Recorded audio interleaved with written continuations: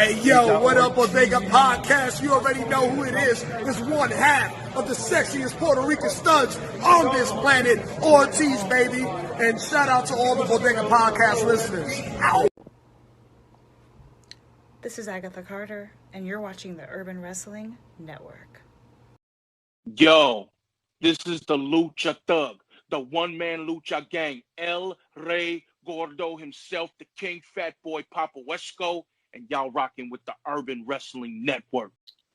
This is Shane Taylor, CEO of Shane Taylor Promotions, and you are listening to the Urban Wrestling Network. Hey, you guys, this is Christi Jaynes, and you're listening to the Urban Wrestling Network. What's really good, ladies and gentlemen? It's the OG Boricua Dandada, a.k.a. the Coquito Papi. I'm here with none other than my brother Evil Once, Evil Orbit. What's really good, gentlemen? What's going on, everybody? Is your quintessential Puerto Rican muffin, Jorge, aka Evil Once, and I'm here with the afternoon snack, Evil Orbit. And dude, we are ready to talk about the first episode of the N.W.A. that came back last night, and it was a good show, and I got good memories. So, Chef, my man, let's go! Woo! Let's go! Listen, we took the name to show homage to the most prestigious belt in wrestling history, the 10 pounds of gold. We're calling this the 10 pounds of podcast. Yes. We just want to salute everything. We're excited they're back. So I know it was called Back for Attack, was it, right? Yeah, back for the attack. Yeah, back for the Back attack. for Attack.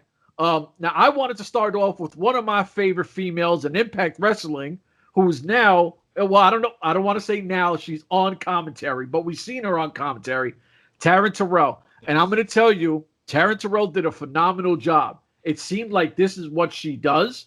And I was like, whoa, I actually really enjoyed Taryn Terrell on commentary. That was our big surprise, was Taryn Terrell being there. How did you feel about Taryn Terrell being on N.W.A? Surprised, shocked, disappointed. Disappointed? Yeah, because, she was Impact. You know what I'm saying? And then she left. Then she came back to Impact like 2 years later, and then she left again. So everybody figured she had retired or whatever she would do with her new man. I don't know. Does she got kids now? Does she have kids? I think she has. I think she might have one kid, because I want to say but I know like a lot of her wrestling issues she's had was the whole finding God thing. She was very spiritual and stuff, which is cool. Yeah. All peace to God, everything. But, she left because of the religion. Then she came back later and did the dollhouse thing. And then she left again. And, I thought she was done this time. Yeah. To see her there, it was surprising. It was shocking to see her there. I'm excited to see what's going to happen moving forward. Because, she mentioned Camille's name as a potential opponent in the future. But, we got to pump our brakes here, because right now, it's a very thin roster right now.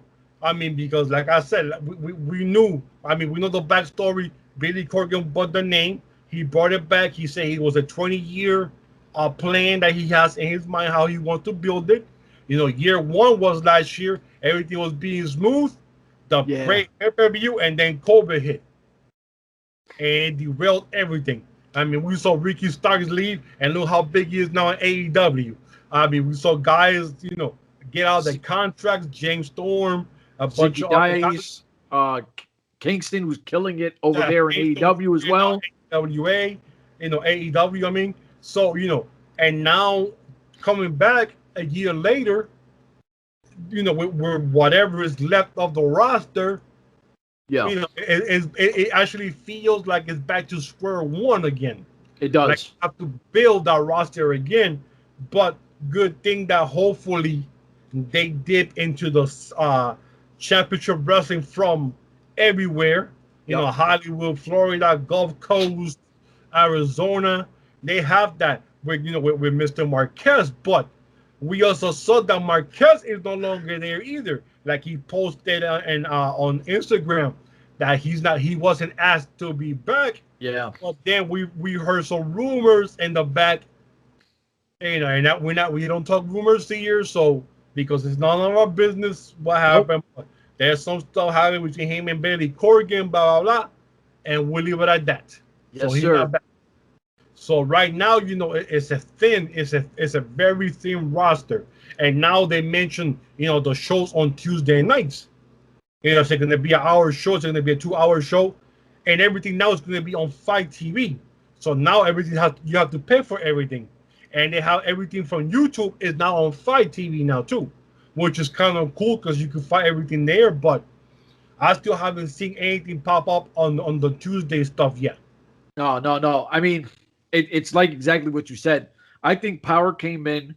I don't think it had high expectations. I just think that we were excited that the N.W.A product was back. Yes. When we jumped into it, I'm going to tell you, we all, and a bunch of fans, enjoyed N.W.A Power from going in up till right before COVID. COVID hit, obviously, it messed up damn near everything that we know normally. And now this is like a restart. Unfortunately, the roster that we got used to, it's no longer that roster. But tomatoes, we have a new build. We've seen one of our guys we like from Championship Wrestling of Hollywood, Slice Boogie. He was in a match with hell yeah. The bodega.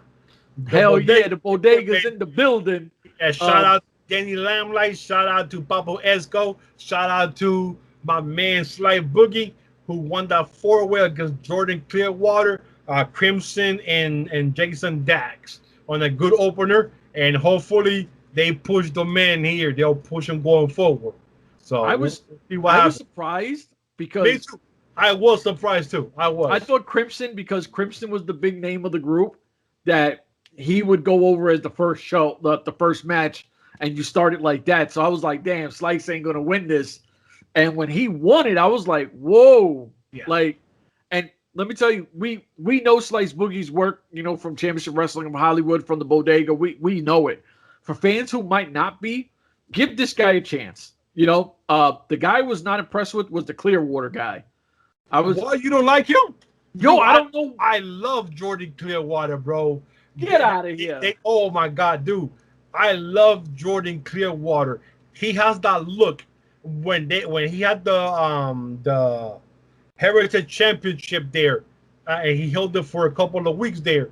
He looked good, and they call him the Golden Boy, Jordan Clearwater, and then he has a finishing maneuver called the Midas Touch. So I love Jordan Clearwater, bro. But I will say they call him he has a finishing maneuver like a kick, like a claymore. But they call it the Midas Touch. So it looks like a claymore, but also it's like the barbarian kick when he used to do it back in the day, N.W.A. And he does it so smooth, bro. They call him the Golden Boy. I love that dude. Like you said right now about Slice Boogie, give Jordan Clearwater a chance. Oh, no. Dude is talented. But you know me. I don't like a lot of guys. Can you stop with that water, please? I don't like a lot of guys in wrestling. It's just, I'm an asshole like that. And so when he came out, I was like, yo, if I seen this guy in the street, I'd want to punch him in the face. Like, he got a look where I just did not like his look. But when I watched him, I did enjoy him. I was like, wow, like, this guy can go. Like, when I saw him win the belt, I picture him in a suit, being professional, like, build him up that way. He's a good-looking kid. Oh, he's got that pretty boy look. Yeah, exactly. He's blonde. He fits that mold type deal thing. So I was like, okay, and then when he wrestles, I like his moveset. He's not boring in the ring. So I was like, okay, I like this. No, definitely not. Like, I thought the two that looked the best to me was Slice Boogie, and I do think the Clearwater kid, his look just annoyed the hell out of me. But kid is talented, and I think he's like 22. I think I heard 21, something like that. Yeah, something like that. Super young, and for him to be this, think about it. You know how many people I know out here that are damn near close to their 30s in Florida who aren't on an N.W.A. You know what I mean? Like, so this kid at 21 is doing something right. Yeah, and he was on the first match. He could say that was the first match in the N.W.A. restart. They'll say all the 4 guys like, sure, he's part of a trivia question now. But I like the opener. The opener did his job. It set the tone for the rest of the night. Absolutely. I was definitely.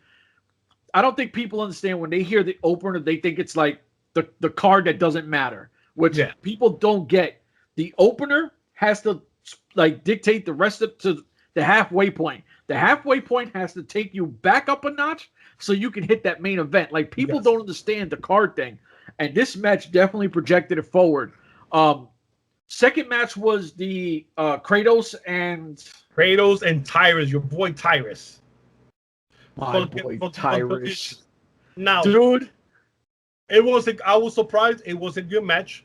Yes. I was surprised that Tyrus won because Kratos is half of a tag team champion on NWA. So that caught me by surprise. I don't get the Tyrus thing, especially because now I don't want to act because you know me, I'm not huge on the indies. I don't know if Tyrus has been working a lot, but I haven't heard Tyrus's name since he left Impact and went on that I think it was like a sports show or no, the CNN stuff that he was doing. Yeah, it was some talk something. Yeah, and then he got fired or he said something that he tweeted something that he wasn't supposed to tweet, and he kind of hit the nerve of today's, soft era. Where everything now you have to say the right thing or can't say even if you say the right thing, you're in trouble. Yeah, the cancel culture thing. So he lost his job or he had to leave because of that. Okay. So after that, I never heard of him again till he popped up here. So, but he won. Right. I mean, two big guys. I said, hey, they were. No, I enjoyed. I enjoyed it. I like Kratos. I thought Kratos.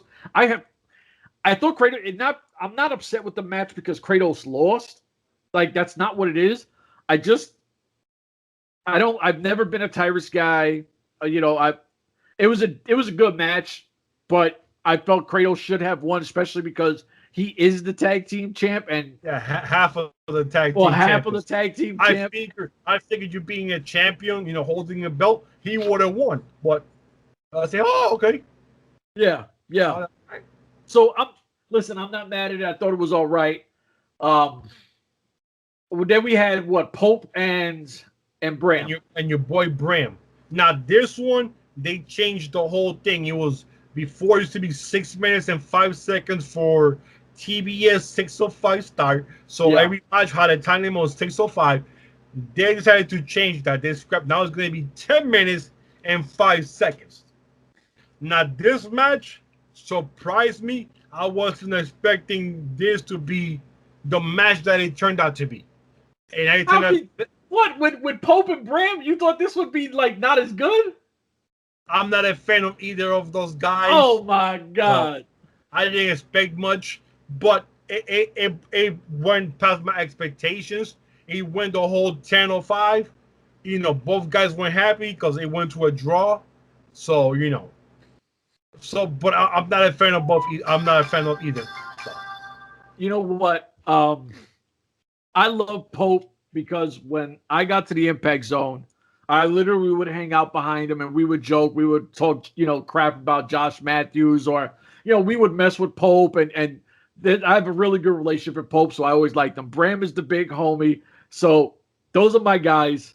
Watching this, I thought Bram would win. We did not have a clear winner, which is fine because this could build up to a feud going down the line. Who knows? Yeah. Now, I did have a bar that like you said, I had a bar that they were at, and I was like, man, this is going to be a good match. And it did excel it just a little bit. And I was like, whoa, this was better than I expected. And I thought Pope, who is a whole lot smaller, Pope's not a small guy, but when you stick him up next to Thomas Latimer, he's smaller. Yeah. And Pope looked at times just as strong as Bram. And I was like, wow, they told a really nice story in this match because Pope did not look like the smaller, less stronger guy. Pope looked like he could take all of Thomas Latimer's shit and give it right back. And I was like, that's the sign of a champion. And I was okay with my big homie losing. Well, not winning, but it's a draw. Yeah, it's a draw. So I enjoyed it. I was like, all right. I was like, we have a great start, a good match, and a really good match. I was like, this pay-per-view is starting to, do a little what it's supposed to be doing. Then we go into, what was it, Camille versus Thunder Rosa. Thunder Rosa. Now, the whole way I was picking Thunder Rosa, and that didn't happen. Camille won, where they had to give her 2 spears to beat her for the #1 contendership for the N.W.A belt, which Serena Deeb has, which right now she's still on the shelf because she's hurt. Yeah. So we got to find out when she's going to come back and when that match is going to happen.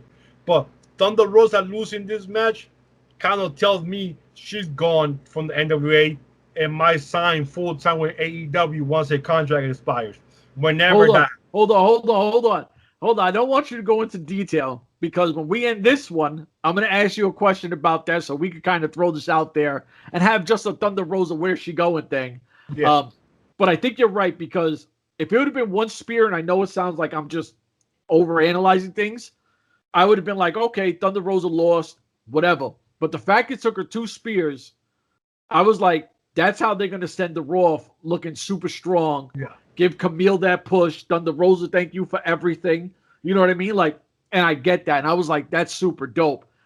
Camille looked a lot better than we last seen her. Yes. And because the last time we had seen her was in Championship Wrestling of Hollywood. I can't remember the young lady that she wrestled. And she looked a little stiff, Camille. The other girl was definitely more fluent. Obviously has more time under, her belt. Camille did win that match, but Camille has been training a lot, and it showed. She looked really good, and if she keeps going where she's going, I don't know if she'll dethrone Serena Deeb or will we get Taryn Terrell. I have no idea. I'm not going to go into the crystal ball and try to act like I know, but this is a huge moment for Camille and for N.W.A as well because it looks like they might be losing a star. And I remember she had wrestled Heather Monroe. Heather Monroe, there you go. I couldn't remember her name, and I was like, that was a good match too. From Hollywood, and then she did Impact when they went to Vegas the last time. She did that 1 set there. Who, Heather Monroe? Yeah. Oh, I didn't know that. She did when they go to Vegas. She was there for 1 month set, so she wrestled twice in the show. But this was a year ago. So okay, that's what's up. I like Heather Monroe. You know what? You know who I would love to see in NWA? Callie Young from OVW. Oh yeah, I haven't seen her there either. She posted something on Instagram and she was at an OVW show. So I don't know what's been going on. I just know that she recently posted and she was outside the ring. So I was like, all right, because we seen her go to Impact as well. Yeah, she had a match there, and I like her. I mean, we also interviewed her too. So we also interviewed her too before her match, before she was supposed to go into a match. Yeah. With her. Facts. So that was crazy. You also got into a beef with Allure from ROH because of that. That was hilarious. Yeah, I got blocked by everybody in that list. Everybody blocked me after that. I'm like, hey, I told the truth, and they get mad about it. You stole something. Okay, it doesn't belong to the person because she doesn't have it copyrighted. But you blatantly stole something that she does. She even has a T-shirt saying that you guys are saying. Yep. So I said it, and they get mad about it. Boy, yeah, blah, blah, blah. I said, dude, what are you getting upset about? It's the truth. She has merchandise with the saying that you guys are saying now. And once again, Ring of Honor, the lag assholes that they are, they give this little thing where not Velvet Sky, but the other one, Mandy Leon, the other one, Angelina Love. Angelina came back and beat up Quinn, the announcer. Dude, that was 2 months ago. No one's seen him since. It's such a crazy thing.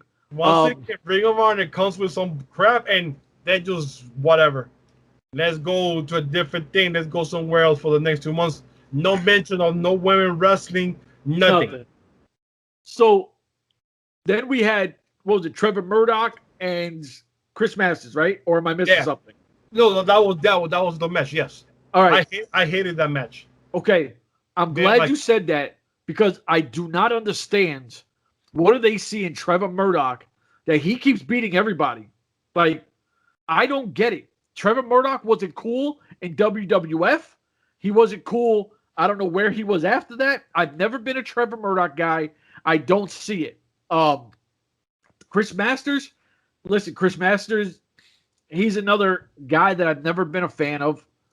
Chris Master used to be a beast, physically. Yeah. And when they put that ban on performance-enhanced drugs, and we will mention what the Racho name is, he went small. He lost the whole physique because then he couldn't pass the testing up there in Connecticut. So now he's the size that he is now. He's not the same dude when he came out the first time, looking like a real master lock. Yeah, when he was throwing people in that master lock, it was crazy. Yeah. But if you stick him next to Jesse Goddard's, Jesse Goddard's will destroy him. And I mean, and they almost look alike. Yeah. And the only reason why I said that is because I remember Impact Zone, and they kind of stood next to each other, and I was like, wow, Chris Masters is a lot smaller, because I knew he got smaller. But when you stick him next to people that he used to be that size, and you look at him then, you're like, damn, he's not as big as I thought he was. Yeah. This match was the only match on the card, not because I'm not a fan of the guys, because even when I'm not a fan, I could still enjoy a match. I did not like this match. I thought it went way too long. I was it went way too long. Yeah. And then it looked that they put guys that were still on the contract with N.W.A. to beat the guys who were contracts were expiring. So now you have these champions just like that with no reasoning, no storyline, no reason as to why he became the champion. But it is what it is. That Trevor Murdoch gets the win, blah, blah, blah. And then we have the main event, which you have Nick Aldus versus Aaron Stevens. And Aaron Stevens, it took a while for me to really get behind Aaron Stevens. I knew his work where he was trying to be the Miz Part 2 or whatever he was doing with the copycat thing, and people were like, oh, he's so good. And I kept trying to tell people, if you didn't like him before, then why would you like him now when he's trying to be the Miz? He's not even being his own character. He's just copying the other guy. So if he's not as good, whatever. Goes to Impact, and he cuts a crazy promo. You know, I'm coming here, or I'm going to do this. And for a week, well, for us, like 2-3 matches, he looked great. And I was like, wow, Aaron Stevens is legit. He then goes to do that Liberace gimmick. I'm like, could care less. It was over the top corny. Comes to N.W.A. Doing the whole karate thing and everything, I thought it was funny. I was like, all right, cool, whatever. This here, where he's like, I'm just going to take it to Nick Aldis. This is the Aaron Stevens I want. I want just Aaron Stevens. I'm going to be me. Whatever happens, happens. That's me. Out of all the extra gimmick shit I don't want to see, Aaron Stevens pushed the NWA champ to the limit. Yeah. And I was like, this is the guy. Aaron Stevens, he lost. And I was like, damn. All right, I could see that.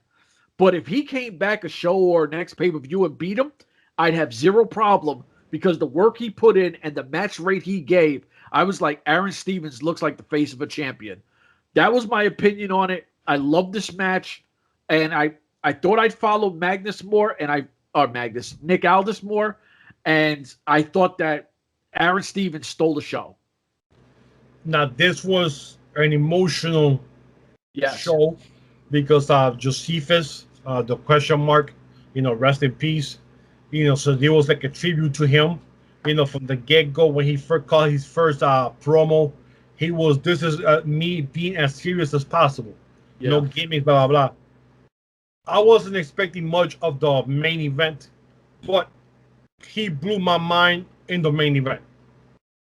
He did to the point that I thought he was going to win that match because of all the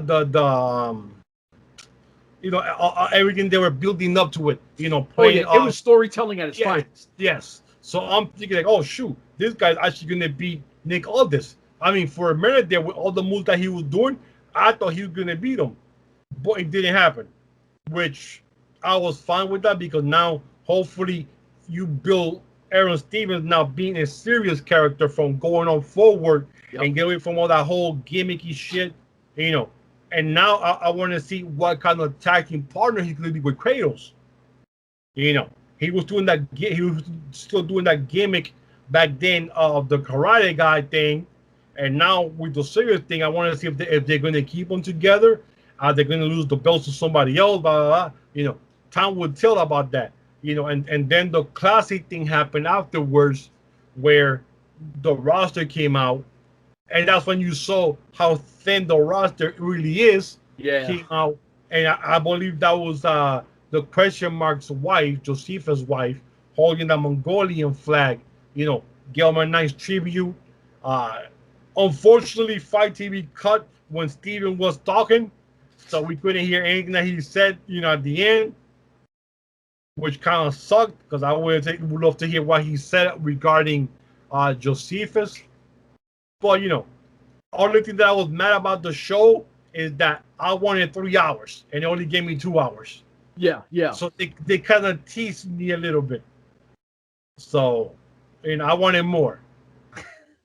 You know what? For a small roster, I think this was a very good pay-per-view. I think 20 might have been a little high, but it is what it is. I feel you on the 3 hours because we're so conditioned to 2-hour wrestling shows. You know what I mean? So it's like, all right, cool. I get it. Now, here's my thing, is the first show at N.W.A. Power's got to put on has got to hit it out the park.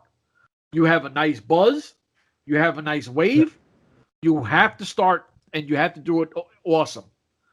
I also feel if you have a tag team division with, I don't even know who the hell's in your tag team division, you got to bring over King Fatboy Papo and put him with Slice Boogie. Yeah. Slice Boogie, King Fatboy Papo. At that point, I would give them the belts. Let Aaron Stevens go on his single run. Maybe dethrone Pope. You know what I mean? Whatever he's got to do to work his way up. N.W.A. it has a fresh start. It has a great pay-per-view. Now we got to see what happens after that. I'm excited. I know that you love N.W.A. It's like your baby. You love the heartbeat. You know what I mean? Like I said, back in 1979, with my grandfather sitting there making me watch wrestling with him, Ric Flair was there sitting next to Carlitos Colon, and they're translating. Carlos Colon slaps the shit out of Ric Flair. Everything goes off in the little studio. They have the big match, whatever.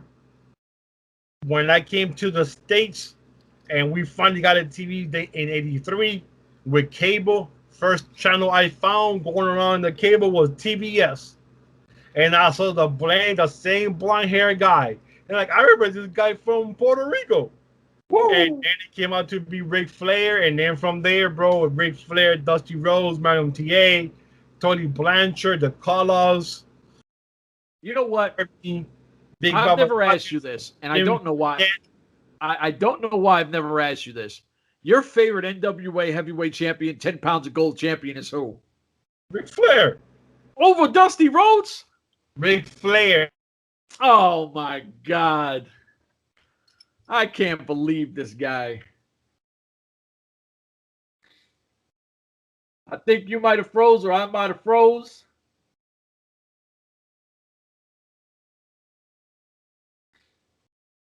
You know what? So what I'm going to do here is I'm going to give this the ending. Y'all already know what it is. Hey, so Jeff, there you go. I froze? You froze. Yeah, if everything froze. So I was saying that Ric Flair was the first champion that I saw with that belt back in 1979 in Puerto Rico. So he's the one that I see him with that belt was Ric Flair. Oh, no. Listen. Ric Flair is wrestling royalty. If you hear the name Flair, you automatically assume Ric Flair. Like that, it goes hand in hand. He's that special. The way you feel, because I remember as a little kid with Dusty Rhodes. Now I wasn't a big N.W.A. kid. I was a WWF kid, and I remember Dusty Rhodes coming out with the polka dot, and he had the music, and he come out, and he was. Oh man, I know it's not. Listen, I know it's not the same Rick, the guy you had, because I do know the history of Dusty Rhodes and N.W.A. I just always loved Dusty Rhodes, no matter where I've seen him. You know what I mean? Like Dusty Rhodes to me is special. I love Dusty Rhodes. He holds a special place in my heart, so I'm biased, and I'm going to say he's my favorite all-time champion. When he went to the Connecticut, man, they destroyed him. And then they put him with Sapphire, and then Sapphire turned on him. Oh, Lord, why, Dusty? Why? I loved him like that. I didn't know prior N.W.A. stuff, so when I did, I was like, wow, like why didn't they bring that guy in here and let him feud against the Ultimate Warrior guys, the Coco Bewares, the Jimmy Superfly Snookers, you know what I mean? Like oh my God, who's the guy? He was a Spanish dude. Oh, what the hell was his name at that time? Hercules Hernandez? Was it? No. It was another dude. I don't remember, but I like that dude too.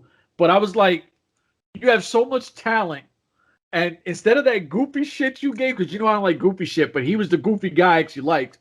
Why didn't you bring that guy in and market the shit out of him? Because nobody in WWF talked like him. It took years before you had someone who could talk like him. So I was like, man. So listen, we talked everything. Let's throw a prediction out there. Who dethrones Nick Aldis? Man, I don't know, man, but this dude, I'm tired of this dude already being the champion. So am I. I've been over him before like 20 years. I'm so sick of all this being the champion. Even though Cody Rhodes had it for a couple of months there when AEW started, and the all-in thing. Yeah, man, it's time. Somebody else got to dethrone him already, but there's nobody there. Who? Unless you bring somebody from the outside that you signed, that's a big name that comes in. But who out there is a big name that's a free agent nowadays that wants to go to the N.W.A.? Well, I don't know if he'll do it, but the big name that just dropped is Andrade. He's going back to Mexico, man. You think so? You think he don't even touch AEW? The States just gave him a bad taste. I think he goes back to Mexico, but actually, maybe not, because he's engaged to Flair, to Charlotte. So he can't go back. Because that's gonna mess up the whole relationship. So he might stay here in the States then. AEW, I wouldn't go there for him. He's not. Listen, I think people don't understand my beef with AEW, and I love AEW. I have a few guys, and I know a few guys that work there and everything else. But if you're not a Bullet Club guy, you really don't get a push except for Darby. Like, Cody gets all the time, Bullet Club. Moxley had the belt, cool. Jericho, they put it on because he was the name. But the Young Bucks have the belts, it ain't going nowhere anytime soon. Before that, you had Hangman Page and Kenny Omega, Bullet Club guys. Your new champ is a Bullet Club guy. Every storyline that's built in with the Impact partnership is Bullet Club versus Bullet Club. You know what I mean? Like, it's like if Andrade goes there, where are you sticking him? He's not Moxley. He's not Omega. And the problem is he can't speak English. That's his beef. That's the number one thing. And I'm going to say something, and I want to make sure I say this right. And I do not want to offend anyone by what I'm going to say right now. Do I have to shotgun this? No, I don't. I hope not. No. But if I'm coming into the WWE and they give me the opportunity to come in, they're putting me on NXT for 2 or 3 years before I get you go up. And I'm thinking to myself, okay, I've been seeing the product for all my life, I'm 20 something years old. I know that I have to learn the language. Why can't I get myself a tutor? Why can't I get a tutor to teach me English at nighttime during those off days? So I could learn the language the right way and get pushed. And that's what I don't understand about a lot of this. What's the word that you use now? Foreigner? No, you can't use foreigner, right? Can't use foreigners. People Can't from use different immigrants. Okay, so someone from a different country comes over to WWE. You think that'd be the first thing that you go? I have to learn the language because once I do, I might get a better push. So let me go out here, ask somebody, Michael Hayes, somebody can direct me to give me a tutor that will teach me English. Say, I it's the don't same know with Nakamura. I don't know why the WWE doesn't implore that either in their show, in their company. Yeah. Okay, Latinos, we have a couple of Latinos tutors. There's going to be the classes at this time, blah, blah, blah. Dude, I'll be there. Get here early. You got 1 hour tutorship. They're going to teach you English and go from there. You know what? And you're right about that because I can't remember who it was, and I want to say Aerostar when he was in Impact. He did a spot where he jumped off the turnbuckle, hit the floor. Like I was right next to him on the railing. He got hurt. Ref throws the X up, and they're trying to talk to him, and he can't respond. So they cut hard camera off. Taya comes flying out the back, and she starts talking to him. And I'm thinking, yo, dude, there's no way that I could get hurt and not be able to communicate. Because you got to think, he's down there for a good, say, a minute and a half. Yeah, minute and a half being that's a bad deal. So I don't understand why guys, especially when you're crossing over here, please get a commentator. Get lessons. Yeah. Get a tutor. Because you got guys like Nakamura who were never going to be shit. And he's been in WWE for 5 years already? Yeah, Asuka the same way. She's been there for years and she still can't speak the language. Dude, you've been here for 5 years. And that's why they're not marketable. Yeah. Now, because Andrade is a good-looking guy. Yep. But where did he lose his spot, though? To Hector Garza, another good-looking young guy who spoke English. Now, what happens is Impact dropped the ball on Garza before. Maybe they could lure Andrade into Impact. Give him a mouthpiece, hook him up with a translator or something, or a tutor. He could be the face of the Latino. Everybody wants to build and get a Rey Mysterio type guy. Rey Mysterio is done. Rey Mysterio's time has gone and is over. He's in his last leg. Yeah. But you always want to build the next Mysterio, and you can't because nobody speaks the language, English. Absolutely. So how are you supposed to build the next Mysterio when they can't talk? That's what happened with Esa Rios. Remember Esa Rios? And put him with Lita. And Lita can't even speak Spanish. No, which is crazy. I never knew that for a while. And then it came out, and I was like, wait a minute. Lita don't speak Spanish? Oh, you even heard of what she was. She will set it off. ¿Qué está pasando? I'm like, this bitch can't speak Spanish. What the hell is she translating for? And then I guess they got tired of it, and then they split him up. And you saw what happened to Esa Rios. He was gone. Yeah. And Lita blew up after that. Yep. And then what happens to all the Latino guys who come there? They don't speak the language, and now they're jobbers stuck in mid-card or lower card, like the Lucha House Party. One guy speaks English, can't speak Spanish. The other guy speaks Spanish, can't speak English, but they got them together. That makes no damn sense to me. Okay, how are you guys supposed to communicate? One guy speaks English, no Spanish. Spanish, no English. Well, they're tagged. That's what I heard. But I would love to see Andrade go to Impact. He won't go to Ring of Honor. No, it makes no sense. Yeah. Or AEW, he'll get lost in the shuffle. I would love him to go to Impact. You know what? We could probably, we're going to do an Andrade show soon. just to have the hell of it too. We'll do one of those because there's a lot of places we could go, and I'm gonna mention something in MLW that's popping off when we do that show. Hey, oh yeah, dude! Like I even, oh yeah. Wait. We're gonna do an Andrade show. So, ladies and gentlemen, y'all know what it is. It's urbanwrestlingnetwork.com. That's where you can find everything. There's links to everybody's stuff on there. Ladies and gentlemen, we're out of here.